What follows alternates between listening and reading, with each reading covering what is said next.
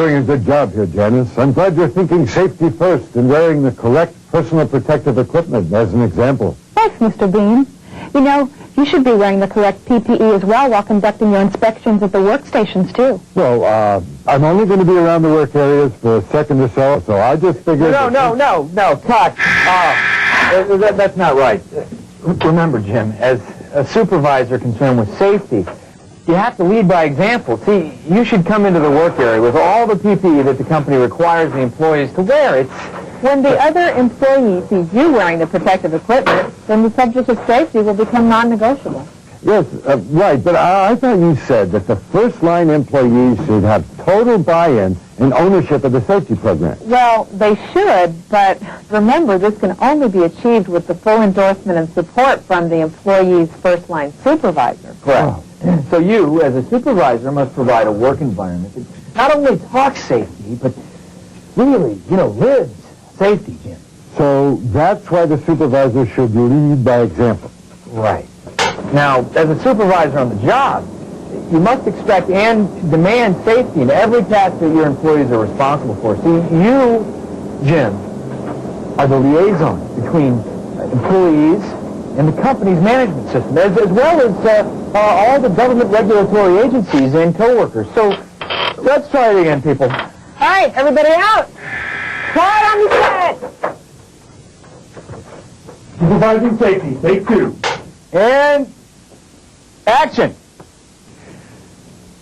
So keep up the good work here, Janice. It's good to see you following the safety policies, procedures, and guidelines that are in place here on site. I know the company's commitment toward safety is serious. All the safety practices here in place reflect the expectations of the company to provide a safe working environment. Like requiring you to wear appropriate personal protective equipment and knowing how to use it. Right. Be sure not to slow down your production results, though, from all these safety concerns. No, Cut. What now? You, as a supervisor, have the daunting task of balancing company objectives to achieve the production results from your employees while, not compromising safety. See, all of the hard work that produces results is always overshadowed by an accident. But results achieved without an accident sometimes go unnoticed. Yeah, and that's why it's up to you in the role of a supervisor to be certain your employees are recognized for their safety achievements in, every phase of the job. Recognition should be rewarded during the planning stage of the job, while the job is being executed, and, of course, after completing the job accident-free and in compliance with company and regulatory compliance. Well, what would be another way to communicate safety to employees? Jim, just simply talk safety. Talk safety? Make a habit of telling employees that you notice their safe work habits and when they're following proper procedures. Or tell employees that you appreciate when they point out a possible safety hazard and correct it. And encourage employees to ask questions. Oh, yes. I believe the quote from another safety film was, "The worst question is the one that did not get asked." Yeah, right. That's good, Jim. Now, let's try it again. Quiet on the set! Supervising safety, take 3. Oh, wait a minute. Yes, Jim. Well, what's my motivation as a supervisor concerned about safety? Motivate others for safety. Ask employees for their help. See, Jim, most people like to give help because it makes them feel good and know that they are needed. Right, Janice? Right. See, praise is a powerful tool to motivate for a safe behavior, and be sure your praise is sincere. Also, try to keep your praise separate from criticism. So, you're saying that most people are likely to remember the criticism and assume that the praise was thrown in to make the criticism sound more positive? Yes, exactly. And be sure to be specific when giving praise. For example, you might want to say, congratulations for a job well done. I noticed everyone was properly trained prior to the startup of the job. Everyone followed company procedures, and the correct personal protective equipment was used. Remember, though, to be able to say all of these observations as a supervisor, you must have a plan of your own to observe them. Well, what about criticism? Well, criticism also has its place. When an adjustment needs to be made, it is up to you as a supervisor to bring it to the attention of those in need. Oh, but before you place blame for a job not conducted properly, make sure the system is not causing the problem. Most people will work in a system that they understand, but sometimes awareness and training are all that's needed, and giving the employee the opportunity to share in solving the problem gives them ownership of the solution. So, safety has an inherent reward for everyone. Right. However, if the reward is not recognized or pointed out, safe behavior is taken for granted, which may allow unsafe behavior to be accepted and not challenged. So make a game plan for everyone to share in the reward. Yes, now you have the idea. Let's go for another take. All right, quiet on the set. Supervising safety, take 4. Wait a minute. Excuse me. Yes, Jim, what is it? How do I come up with a game plan for what I want to get accomplished? Jim, be a leader for safety. See, chances are most of your employees are looking to you as a supervisor to come up with what needs to get done, when will the change occur, and how their job needs to change with new opportunities. Sometimes the best safety programs are lost over a period of time because safety wasn't figured into the long-term plan. Well, what else? Get the employees involved. The key to improving any accident record is to improve on the performance of those having accidents. What guidelines can I keep in mind as a supervisor to improve the safety performance of employees? Set a goal to have no accidents. Acting supervisors must change their values to not accept accidents as a normal occurrence. Next, just set objectives that will improve work habits. Yeah, so these objectives may include design, maintenance, and procedures used in the work environment, and they must have the full participation of the supervisor. As a supervisor, you must set up steps to be taken by all employees during work activities to achieve the goal of no accidents. What kind of steps? Would you tell them, JB? 1, make safety a daily concern. Talk safety to at least one member of your work group every day. 2, be consistent in the enforcement of all safety rules and be fair in applying discipline. 3, be alert to any unsafe practices and unsafe conditions. The attitude of the employees will reflect accordingly to your action or indifference to known safety hazards.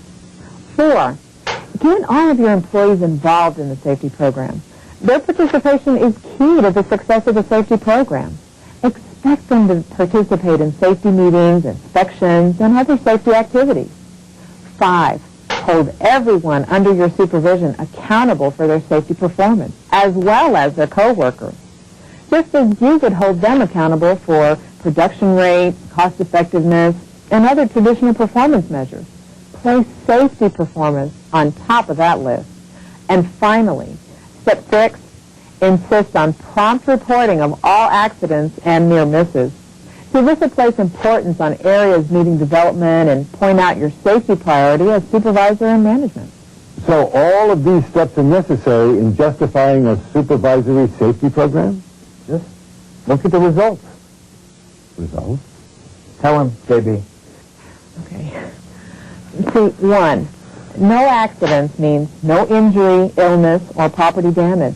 By working toward this goal, many value-added aspects can be achieved for the entire organization.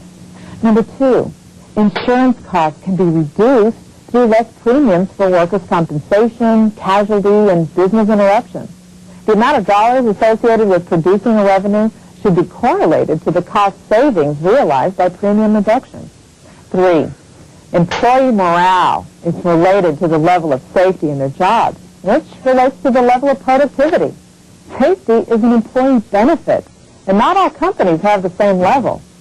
Number 4, training an employee to be safe in their work habits allows an employee to be more efficient and productive. And 5, a committed supervisor towards safety will be a committed supervisor to a good management system overall. And finally, number 6, regulatory compliance will be easier to accomplish with a safety-committed management of employees. Thank you. Now, can we please shoot another take? Oh, absolutely. Good. All right. Oh, but before we begin, let me just rethink what I've retained about the supervisor's role in safety. Of course. Okay, Go ahead. So, my role as the first-line supervisor has a greater impact on the day-to-day activities of my employees than anyone else. I must believe in the safety program and demonstrate my belief through leading by example. Day-to-day decisions of balancing work objectives with working safely is a burden that a supervisor must accept to ensure a proper balance. Now, motivation is a powerful tool to use in the safety program. As a supervisor, you're constantly striving to influence the behavior and work habits of your employees. Praise should be given when a safety behavior is observed, and criticism for positive change is sometimes needed. Now, let's see. Be a leader in safety. Most employees are looking to the supervisor for the answers.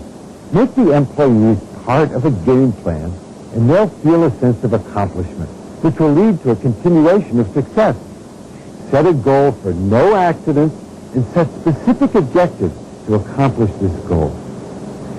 And know what you want to accomplish as a supervisor and measure your success. This may be through improvement of an accident record, reduction of insurance premiums, improved employee morale, or having a sense of accomplishment and pride for providing a safe workplace for employees. Yes, that's very nice. Is there anything else you'd like to reflect on? No, I think that'll about do it. All right. Let's put one in the can. Makeup! Supervising safety, take 5. And action. Well, Janice, it looks like you're doing a fine job of promoting safety on the job. Can I get my close-up now? Oh, God! What are you doing? We're burning paint here. We've shown a variety of workplaces and situations this month. We'd like to remind you that each workplace is different. Be sure to wear the personal protective equipment that's right for your job. For more information about Safety Watch, give us a call at 800-440-0377. From all of us here at Safety Watch, work smart, stay safe, and thank you for watching.